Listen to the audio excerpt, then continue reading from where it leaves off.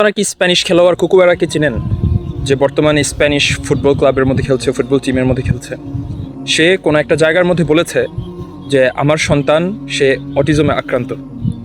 এখন এমন যদি হতো যে কেউ আমাকে বলছে যে আমার সমস্ত সম্পত্তি, যত ধন সম্পদ আছে সব কিছু ছিনিয়ে নিয়ে যাওয়া হবে, কিন্তু এর বিপরীতে আমার সন্তানকে সুস্থ করে দেওয়া হবে, তাহলে আমি সেটাই যেতাম। তো এটাই হচ্ছে রিয়েল সিচুয়েশন, এটাই হচ্ছে বাস্তবতা, যে যাদের কাছে টাকা থাকে তারা সবসময় ওই টাকা দিয়ে সব সুখ কিনে নিতে পারে না। যেমন কুকুরেরা পারছে না। তার কাছে কি টাকা পয়সার কোনো কমতি আছে? তার কাছে কি পপুলারিটির কোনো কমতি আছে? কিন্তু এই সমস্ত জিনিসগুলো দিয়ে সে অনেক সুখ পাচ্ছে, কিন্তু আলটিমেট যে সুখ সেটা সে পাচ্ছে না, কারণ তার সন্তান অনেক বড় একটা রোগে আক্রান্ত।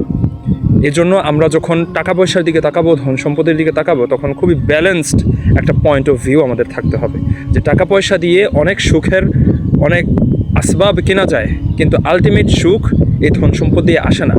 চূড়ান্ত পর্যায়ের সুখ একমাত্র আল্লাহ রাব্বুল আলামিনের পক্ষ থেকেই আসে।